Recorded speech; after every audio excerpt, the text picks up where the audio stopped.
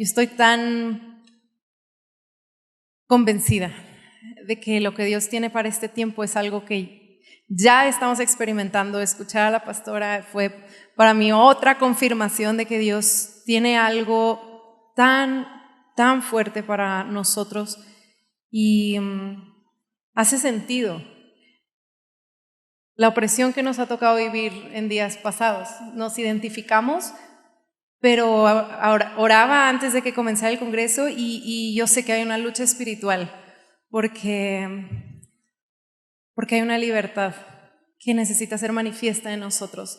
Dios nos hablaba recientemente a mi esposo y a mí que esta generación y la que viene detrás de nosotros, su tema y lo que los detiene no es específicamente el pecado, sino la culpa, la condenación y la vergüenza que viene por medio del pecado, que los tiene oprimidos, que los tiene cautivos y que los tiene incapaces de poder responder al llamado yo iré, porque están cautivos, porque están cegados, porque están velados, y sentimos de parte de Dios un cargo de venir y dar la única palabra que puede traer libertad al oprimido y que sigue trayendo libertad a todos aquellos que anhelan responder a su llamado. Y el día de hoy no, como dice Pablo, no vengo con palabras elocuentes y Dios sabe que vengo en un cansancio en lo físico, pero sé que en medio de ese cansancio es en donde Dios más se manifiesta y confío en que el Espíritu va a operar la palabra que Él tiene en su corazón para ti y para mí en esta tarde. Así que antes de adentrarnos, ¿por qué no me acompañas una vez más y vamos a orar sobre esto? Espíritu Santo, tú eres el Espíritu de revelación y de sabiduría, y hoy nos reconocemos nuevamente dependientes de ti. Tú revélanos a Cristo, revélanos la palabra de libertad. Señora, cumple tu propósito y tu promesa en esta hora. En el nombre de Jesús oramos y te lo pedimos, Espíritu Santo. Amén y amén. Amén. Venga. ¿Cuántos acá disfrutan una buena kermés? ¿Cuántos acá son de esos de que hay kermés, me gusta la kermés? Bueno, yo hace tiempo no voy a una kermés. Recientemente nos enteramos que cerca de nuestra casa había una y ya llevaba mucho tiempo sin asistir a una porque no me había tocado enterarme, y Danilo y yo nos aventuramos a llevarnos a nuestros hijos y yo fui la más emocionada porque me trajo recuerdos de mi adolescencia, cuando las kermeses eran más comunes. En mi escuela solían hacer una kermés al año, pero para mí la emoción más grande de la kermés se resumen en dos cosas. La primera eran las espiropapas. ¡Qué invento más precioso! Alguien dijo, ¿sabes qué? Las papas así en un plato, aburrido. Vamos a hacerla en un palo y que toda la gente se complique para podérsela comer. ¿Cuántos acá sí han comido espiropapas o es algo muy de la tierra del norte? Tal vez es algo muy del norte. Les explico, es un palo que tiene una papa todo alrededor y lo llenan de un montón de cochinadas, pero es delicioso y tú eres una cochinada y eres muy feliz. Entonces esa es la primera cosa en la que yo estaba en fila, pero la segunda cosa en la que yo normalmente hacía fila en una kermés, en un festejo, era un juego que no he vuelto a ver, y es un juego que les voy a explicar. Básicamente es un inflable con 2 carriles dentro, y el punto es que tú tienes que encontrar un compañero con quien competir. Tiendo a ser una persona por naturaleza competitiva, entonces para mí era, uy, qué padre, ¿no? Que sí, el otro juego en el que estaba solo, no, yo estaba buscando a ver con quién, vamos a competir, y el juego se llama el juego de las ligas, ¿ok? Entonces desde ahí ya pueden más o menos irse dando una idea. Entonces tú llegabas al juego y te ponían un arnés, y el punto era que ese arnés estaba conectado al inicio del inflable, habían 2 carriles, y la competencia básicamente era en ver quién lograba llegar más lejos, pero había una liga. Y esa liga causaba resistencia, así que tú te dabas todo y corrías con todo hasta un punto en el que ya no te daba más tu fuerza, tus músculos, y salías volando al otro lado a golpearte contra el inflable. Y básicamente esa era la diversión por unos 10 minutos hasta que alguien decía, ya no puedo más, estoy cansado, me duele el rebote, y así nos cansábamos de la energía que nos daba la espiropapa para luego ir por una más. Así que básicamente ese era el juego de las ligas. Era divertido, no sé si me volvería a subir, la verdad es que ya por default tiendo a estar un poco cansada porque mis hijos es una carrera constante de perseguirlos, pero el juego de las ligas era algo que disfrutaba. Y hace poco, Dios en medio de un tiempo de oración, cuando toda esta parte de lo que nos estaba llamando a impartir en este verano, en nuestros viajes a esta generación, y que Dios ha estado trayendo de revelación a nuestras vidas en los últimos 4 o 5 años, en un tiempo de oración Dios me trajo a memoria un sueño. Yo no soy mucho de tener sueños, he tenido algunos, pero han sido los que sé que vienen de Dios han sido muy fuertes. Y este era un sueño que yo tenía por ahí tuve como por cerca de los 15, 16 años, en el que yo me encontraba en un lugar sumamente oscuro, era como un bosque.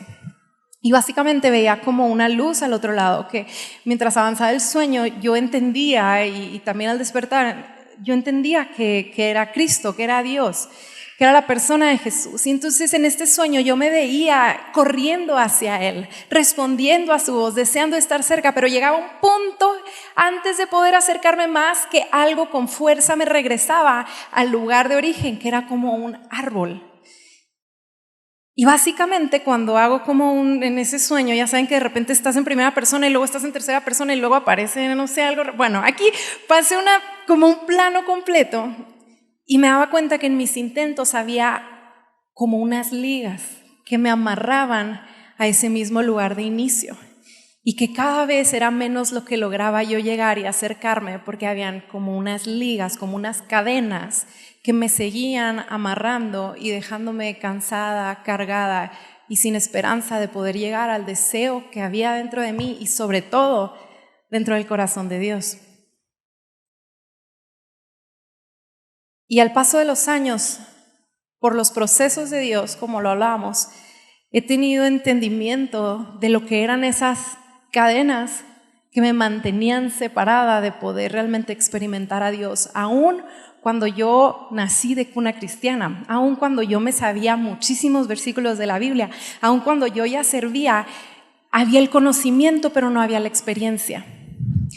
Y creo que nuestro corazón está en generación poderles redimir tiempo, y poderles redimir tiempo al que puedan entender por medio de la revelación del Espíritu la obra de Cristo, para que puedan correr con libertad y experimentar la realidad del Dios que te llama. Podemos pasar mucho tiempo esforzándonos y podemos realmente quedarnos sin poder experimentar lo que Él tiene. Así que hay 3 cosas que me ataban de poder experimentar a Dios, y hoy vamos a abordarlas. La primera es la carga del pasado, la segunda era la condenación de mi presente, y la tercera era el temor de mi futuro. Y ahorita vamos a ahondar en cada una de ellas, pero quiero que me acompañes a Juan 19, versículo 28 al 30, porque hay una palabra que Jesús habló. Hay una palabra que Jesús habló que transformó la historia de la humanidad entre un antes y un después. Hay una palabra que Jesús, estando en la tierra, habló, que tiene la capacidad, y es la única palabra que tiene la capacidad para hacer libre a todo aquel que se siente cautivo. Es la palabra que se necesita revelar en tu espíritu para traer libertad a tu alma, a tus emociones, a tu mente y a tu vida completa. Es la última palabra que Jesús dio estando en la cruz, y quiero que la lean conmigo, porque dice el versículo 29, mientras Jesús estaba en la cruz, manos y pies clavados para que Él pudiera hablar, era necesario un esfuerzo tan fuerte sobre sus pies, y con el dolor que esto conllevaba, porque si tú quieres hablar, tú necesitas respirar primero. Y me imagino la fuerza con la que Jesús, lo último que le quedaba en medio del dolor más fuerte que uno pudiera imaginarse, el consciente de lo que esta palabra significaba para el cumplimiento de todo lo que había venido a hacer en medio de sus 33 años aquí en la tierra, Cristo toma un último aliento y dice el versículo 10, Juan 19, versículo 30, entonces Jesús, cuando hubo tomado el vinagre, dijo, consumado es, dilo fuerte, consumado es, e inclinando la cabeza, entregó el Espíritu. Les digo que hay una palabra, que es una palabra que tiene la capacidad de no solo partir la humanidad en dos y un velo que fue rasgado en ese momento en el que Cristo dijo consumado. Esa es la palabra que tiene la potencia del Espíritu para transformar tu vida y la mía. Es la palabra que tiene la potencia para traer libertad de cualquier situación y tema con el que puedas estar viviendo. Y esta palabra en su original se traduce como tetelestai. Es una palabra. Cristo dijo tetelestai. En el diccionario Strong, que tú tienes acceso a él a través del internet, y es un recurso hermoso, el diccionario Strong define esta palabra, porque en el español podemos perder un poco del significado tan profundo de las cosas que se pueden leer en la palabra, pero por eso tenemos estos recursos hermosos. Yo también soy maestra y me apasiona mucho este tipo de estudios e indagaciones porque traen muchísima luz. Entonces, tetelestai, este es su significado para que puedas poner mucha atención.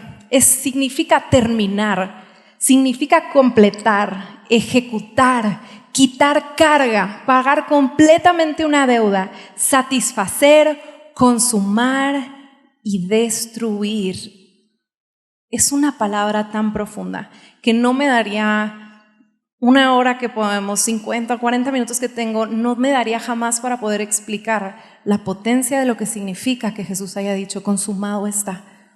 Es algo que el Espíritu necesita seguirte revelando, y si este mensaje es solamente una introducción, yo le doy gracias a Dios por eso, pero Cristo dijo consumado está. Y hoy me quiero enfocar en 3 aspectos que impactan en tu vida y en mi vida el que Cristo haya dicho sobre esa cruz, consumado está, tetelestai. Y la primera de ellas, para quien esté tomando notas, la primera de ellas es, tetelestai significa que una deuda ha sido cubierta.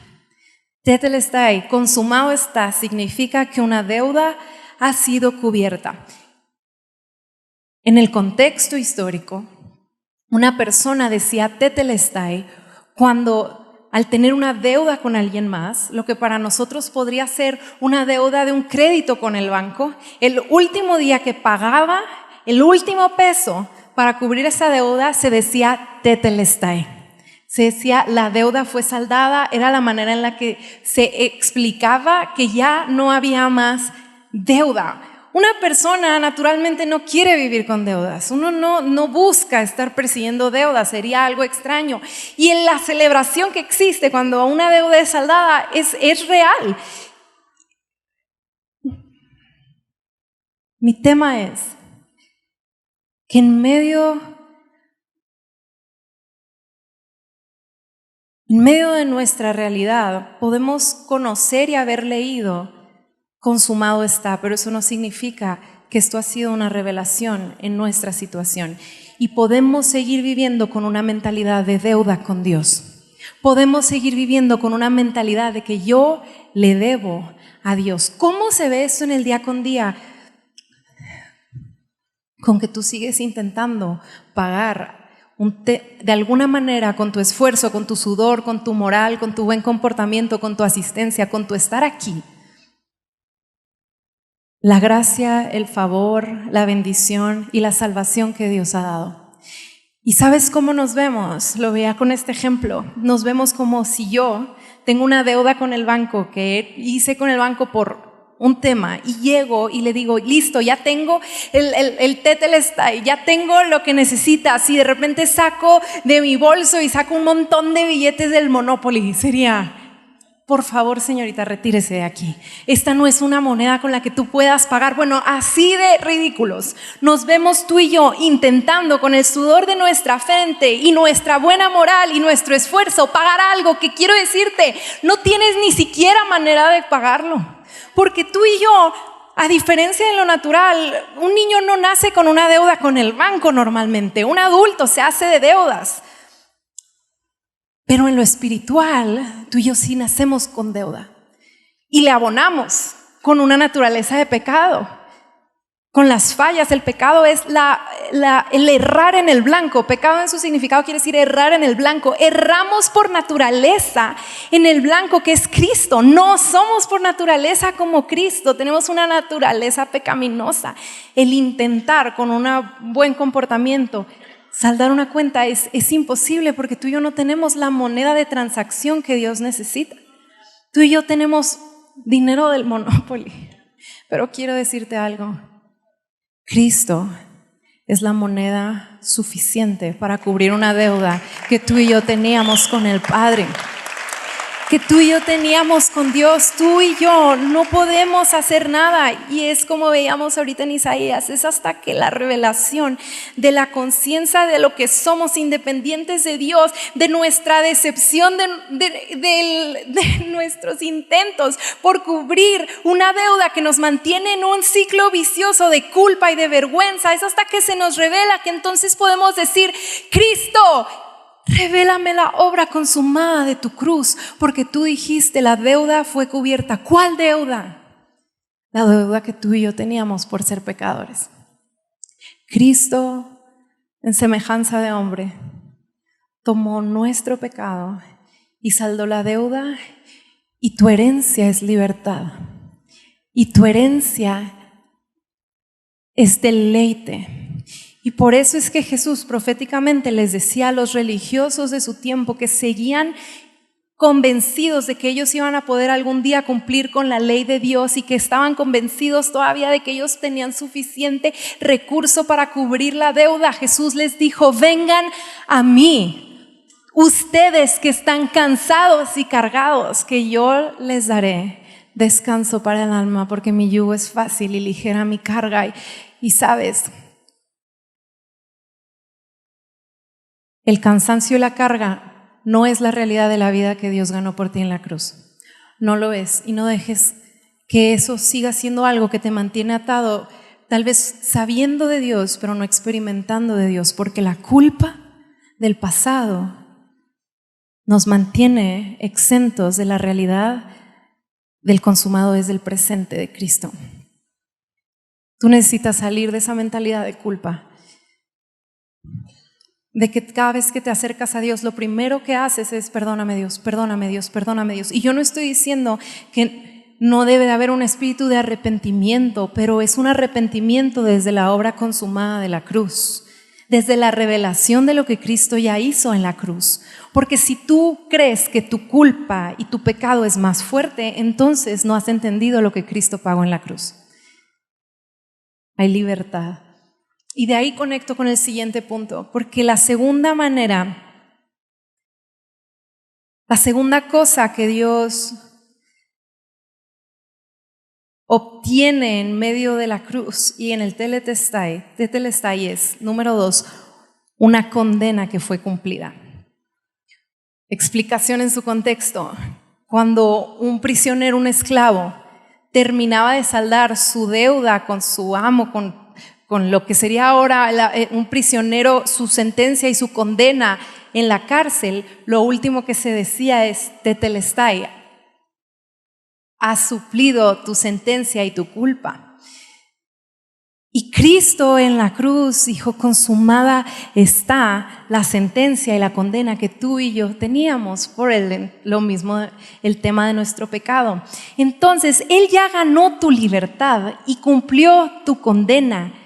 Pero la pregunta vuelve a ser: ¿nosotros estamos viviendo en esa realidad? Romanos 8, si me puedes acompañar del 1 al 3, dice así, Romanos 8 del 1 al 3. Por tanto, ahora no hay condenación para los que están en Cristo Jesús.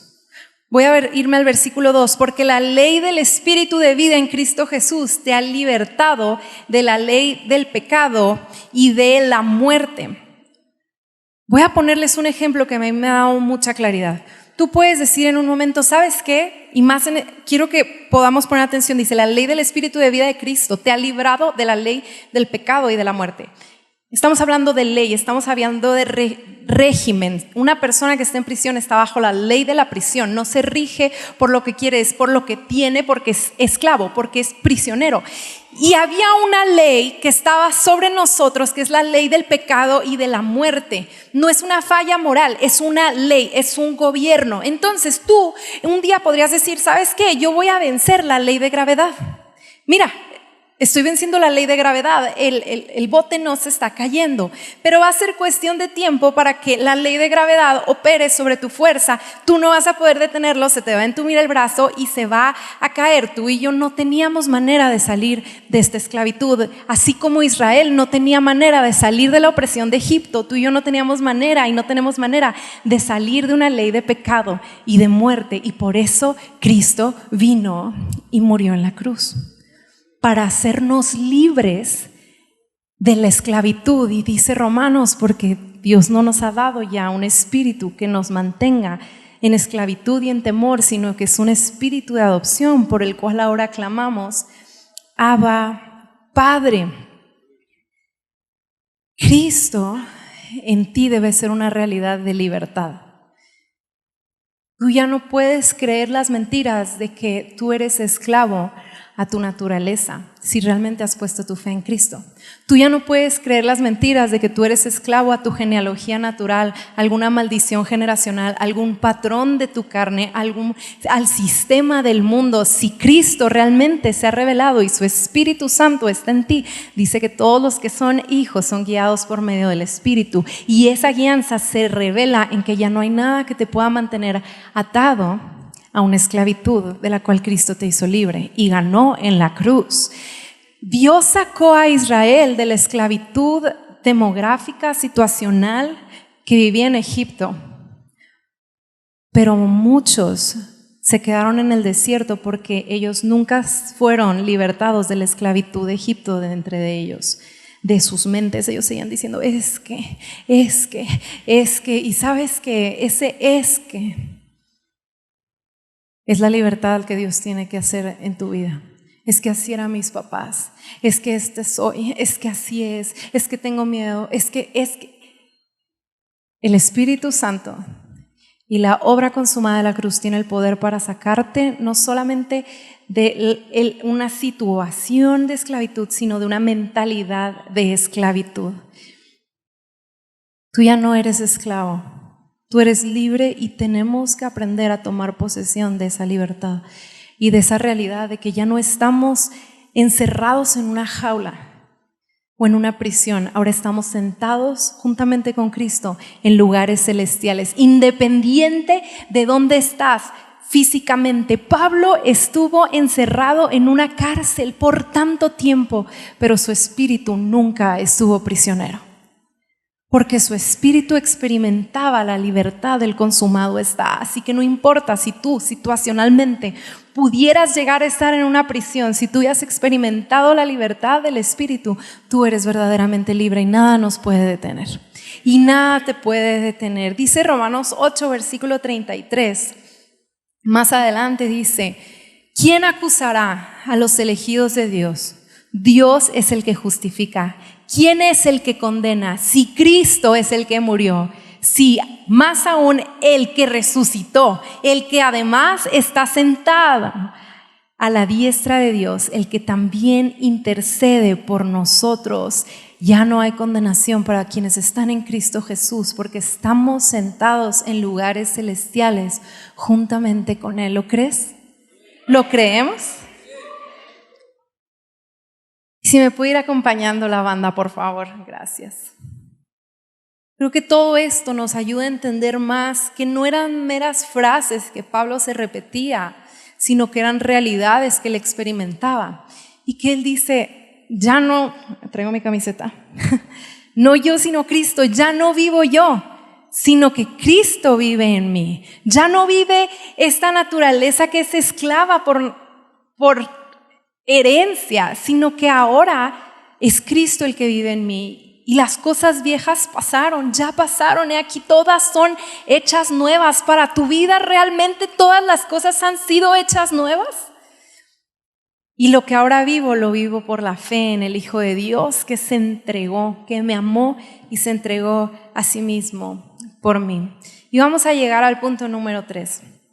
Porque un tercer significado del tetelestai y del grito de Cristo en la cruz de consumado está, es una guerra ganada. En el original y en el contexto histórico, tetelestai era una palabra que se usaba también cuando una guerra terminaba y cuando una guerra se ganaba. Y Cristo en la cruz gritó Tetelestai, porque Él ganó la guerra y la batalla más grande que este mundo ha visto. ¿Qué venció Cristo en la cruz? Medita un momento en esto. ¿Qué fue lo que Cristo venció en la cruz? Él venció, como hablamos, sobre el pecado y la ley del pecado y de la muerte. Él venció contra toda enfermedad. Él venció contra toda potestad. Él venció contra el diablo. Y si sentimos presión, puede haber una presión, pero nunca para destrucción, porque nuestra victoria es absoluta. El diablo sabe que no puede hacer más que hablar y acusar. Veíamos como ahorita David y el gigante. Esta es una sombra. David, por la fe, así como Isaías, pudo ver con los ojos del Espíritu la victoria que Cristo iba a ganar, aun cuando en la línea del tiempo todavía no acontecía. En la eternidad de Dios esa victoria ya había sucedido. Y la valentía que David tuvo para enfrentar a un gigante en medio de todas las imposibilidades, en medio de un pueblo que temblaba y temía, es que él había recibido la revelación en medio de su estar con el Padre, su estar con Dios, intimidad con Dios, en medio de estar cuidando a sus ovejas. Él obtuvo la revelación del plan de Dios y su victoria. Y cuando se levanta Goliat, él dice: este gigante no tiene sentido dentro de la historia y la victoria de mi Dios. Así que este gigante no va a prevalecer. Y con esa confianza del consumado está, él tomó lo que tenía y se enfrentó. Y esta piedra que fue solamente, tomó 5 y una fue necesaria, es una sombra gloriosa de que Cristo, la roca perfecta, venció todo gigante que pueda intentar acusarnos, amedrentarnos y detenernos de la realidad de Cristo para nosotros y de todo lo que el Padre ha conquistado para nosotros. Es un grito de guerra. Nosotros no vivimos peleando por la victoria, vivimos peleando desde la victoria. Nosotros guerreamos no por obtener algo, sino desde lo que ya obtuvimos en Cristo. Peleamos la buena batalla que sabemos que ya fue ganada. Y nos enfrentamos al gigante no con nuestras armas y nuestras fuerzas y nuestras capacidades, sino dependientes de la realidad de la victoria de Cristo. Consumado está. Y si Dios fue fiel para cumplir sus promesas y venir a este mundo y cumplir tantas profecías, podemos estar confiados de que Él va a ser fiel para cumplir las que todavía no vemos. Pero así como los héroes de la fe de Hebreos con anticipación creyeron en lo que iba a estar por suceder, nosotros con esa misma fe confiamos de que, como dice el libro de Apocalipsis, Cristo regresará y volverá a decir: hecho está. Hecho está, la obra está terminada. Es muy diferente ver una película de suspenso emocionalmente cuando tú no sabes cómo va a terminar. Uno está nervioso. A mí no me gusta ver películas de suspenso porque estoy estresada y mi esposo lo sabe. Pero cuando él las ve primero, luego yo las puedo ver porque yo pauso y le digo: ¿qué va a pasar? Ya, para disfrutarla, dime qué va a pasar. Y me cuenta el final de la historia. Y sabes que tú y yo ya tenemos el final de nuestra historia y no hay nada que pueda enfrentarse contra nuestro Dios. Y si Dios está con nosotros, ¿quién puede contra nosotros? La revelación que tú necesitas para salir de una vida con preocupación, estrés, ansiedad y miedo es la victoria que Cristo ya ganó por ti. Es que Él está sentado, Él no está preocupado y tú estás sentado ahí también. Si bien estamos en nuestro cuerpo natural todavía aquí, pero nuestro espíritu ya está en la victoria de Cristo. Y cuando las cosas tocan a nuestra puerta y cuando las pruebas vienen a nosotros y cuando los gigantes se levantan, tú y yo ya no operamos desde lo natural, operamos desde la ganancia y la victoria espiritual Cristo Jesús, en donde estamos sentados, en donde esperamos que todos los enemigos terminen de estar puestos por estrado de tus pies. Si Dios entregó a su Hijo por nosotros, si el Padre no escatimó a su propio Hijo, sino que lo dio por todos nosotros, ¿cómo no nos dará juntamente con Él todas las cosas, todas las batallas, todas las guerras? Ya están vencidas en Cristo. Ya hay una solución para cualquier tema temporal que puedas enfrentar, y esa solución ya la ganó Cristo. Romanos 8, ¿quién nos separará del amor de Cristo? Tribulación, angustia, persecución, hambre, desnudez, peligro o espada. Tal como está escrito, por causa tuya somos puestos a muerte todo el día. Somos considerados como ovejas para el matadero. Pero en todas estas cosas somos más que vencedores por medio de aquel que nos amó.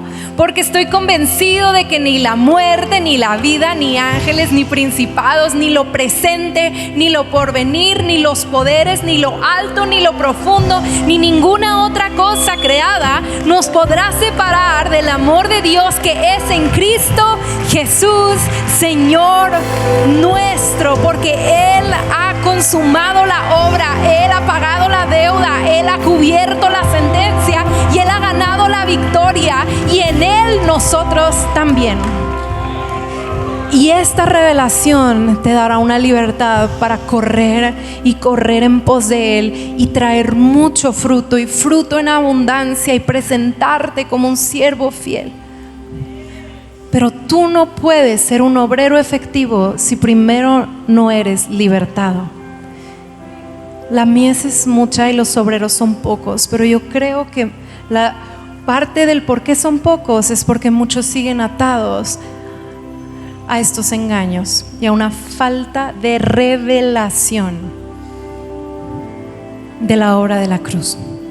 Tú no puedes prepararte para tú no puedes operar en la gran comisión, y tú no puedes prepararte para la segunda venida de Cristo si primero no pasas por la revelación de lo que Cristo ya hizo por ti. Porque si no, se vuelve nuevamente esfuerzo natural. Puedes intentar operar en la gran comisión, pero sin la revelación de Cristo va a ser esfuerzo natural y te vas a cansar. Puedes intentar estar preparado para el regreso de Cristo, pero si tú no entiendes lo que Cristo entregó por ti, que es su Santo Espíritu, no va a ser suficiente estar afuera con una lámpara, porque no habrá aceite. Y el ministerio del Espíritu Santo es recordarnos día tras día la obra consumada de Cristo. Jesús les dijo: el Espíritu Santo, es conveniente que yo me vaya para que entonces venga el Espíritu Santo y Él les recordará todas las cosas. El ministerio del Espíritu Santo es recordarte la libertad que ya fue ganada por ti. Y asimismo, en contraste, el ministerio o la operación del diablo y del enemigo es acusarte. Es el acusador de los hermanos, es lo contrario, es decirte: tú no puedes, mira lo que hiciste. Tú no puedes, eres un esclavo. Tú no eres merecedor. Dios ya se cansó de ti. Dios ya te volteó el rostro. Dios no está contigo. Dios te abandonó porque tú caíste. Dios te abandonó porque le fallaste. Y todas estas mentiras se disuelven cuando entendemos la obra consumada de la cruz. Y es la espada que nos permite terminar, y es el escudo de la justicia que apaga todo dardo del enemigo. Sabes, los guerreros solo usaban el escudo por delante, porque de esa manera seguían avanzando, y tú vas a seguir avanzando, pero con una coraza de la justicia ganada por Cristo, que nada podrá detenernos.